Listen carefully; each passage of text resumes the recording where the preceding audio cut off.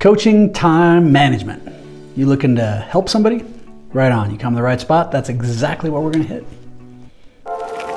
When we can live life on our terms, on a holistic level, taking into account not just our business lives, but also our health, all of our relationships, from friends, family, to our partners, the world changes. All right, so when it comes to coaching, especially time management, there's a few basic steps.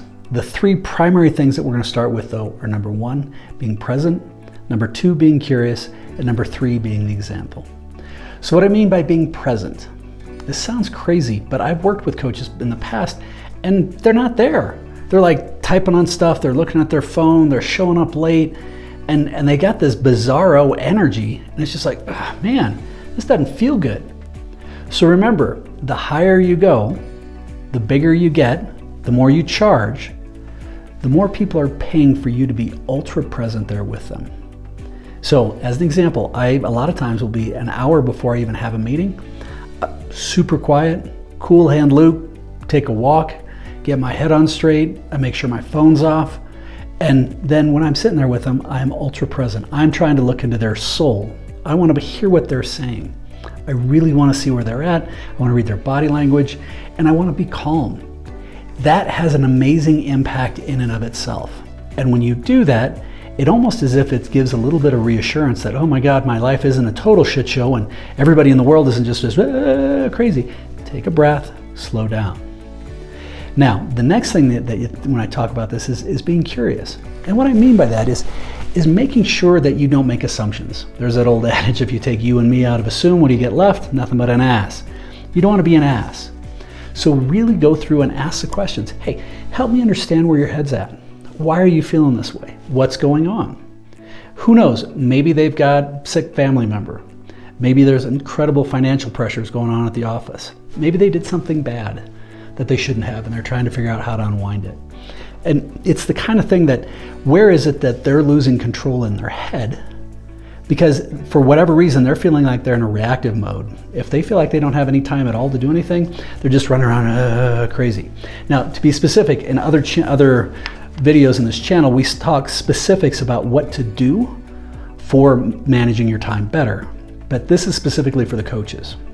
So, and then the third thing is being the example. So with this, when this happens is, again, it's a matter of slowing down, but making sure that you're leading by example in how you do these things. If you come in rested, calm, you're a cool hand Luke, everything's fine, great. Now it doesn't mean you can't get animated, doesn't mean you can't be frustrated, but it does mean that you're not allowed to be super frantic. If you come in frantic, they're gonna feel that. If you feel like you just showed up the last second, they're gonna sense that, and it's not cool. All right, so that's first is how you set the table. Now, as you go through and you're curious, you start asking these questions, start looking for areas and opportunities that you can help these people. Some of the basics I ask, well, how are you sleeping? If people aren't sleeping well, that can just crater everything else in their life. If they're having stress at home, okay, maybe they've got challenges with a spouse or with kids. Maybe they're feeling like they just don't have any time at all during work days. So listen, be curious and ask those questions. That's the intention of going through and being curious. So as an example though, if it's like, I'm not getting enough sleep, man, I'm cratered and I'm not worth a damn all day. Well, if that's the case, that poor person is going in and they're reactive all day long because they really aren't their best self. So think about what are 2 or 3 ways that you can become more rested. Now, we offer a course for coaches at lifeon-yourterms.com. And at the course, you can go through and get certified, but we have dozens and dozens of tools that can help people with all sorts of different points of these things.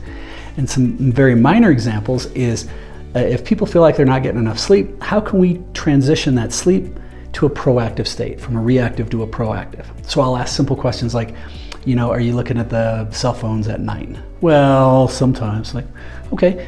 Now, and this leads to my second point is when you're curious, start looking for action items. Action items that you can get them to do something even if it's tiny. So it may be, all right, well, how married to that are you? Could you put that in the other room?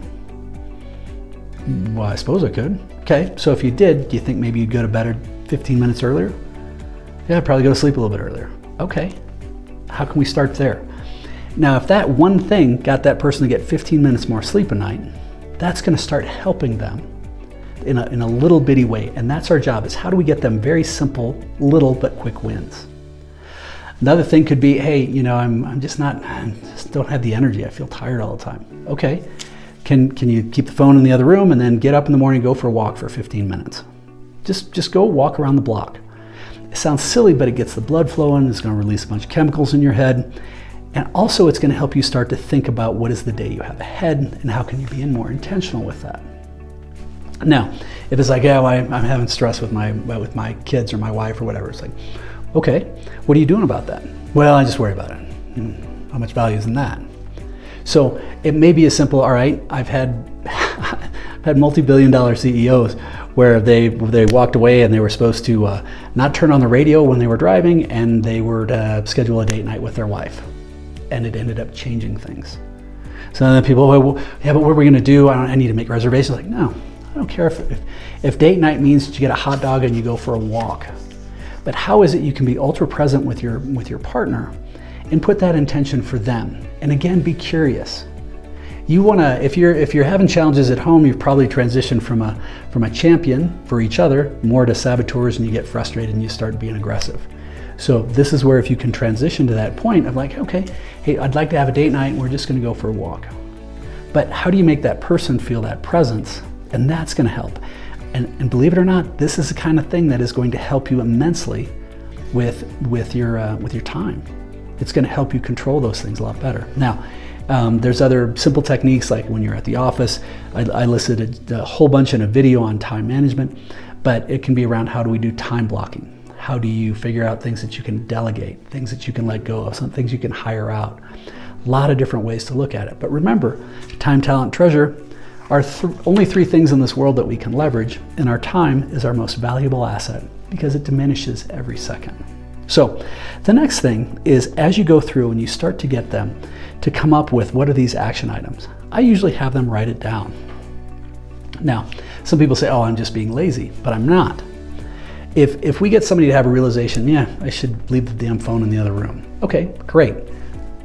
They've acknowledged they've heard it once, they've said it twice. Sometimes I'll write it down, and then I say, all right, and I'm going to ask you at the end of the day to make a list of your action items and send them to me so that we have them.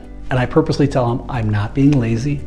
I'm asking you to have those 4 touch points, and the likelihood of you getting them done goes up exponentially. You mail it to me, email it to me, we have a perceived contract, you're going to get it done, and I'm going to check on you next week. Did you get it done or did you not? Done or not done? And that helps them, but it helps them to follow up. And then the last thing is that follow up. The next time you get together, check in with them. Hey, we had these points. How'd it work? What worked, what didn't? Do a quick post-mortem, and then once you start to understand those things, you can start to see what's working for them and what isn't. And not everything works, but more works than you think it does. And when you get them starting to say, yeah, you know what? I forgot how important it was to go for a walk. I'm getting so much done in the morning because I figure it out and I'm much more efficient during the day. That's time management. So ideally you found some value with this. If you have any questions, please feel free to reach out to us. Subscribe, check out some of the other videos. And if you're interested, again, we do offer a coaching certification at lifeon-yourterms.com. Thank you. Keep smiling.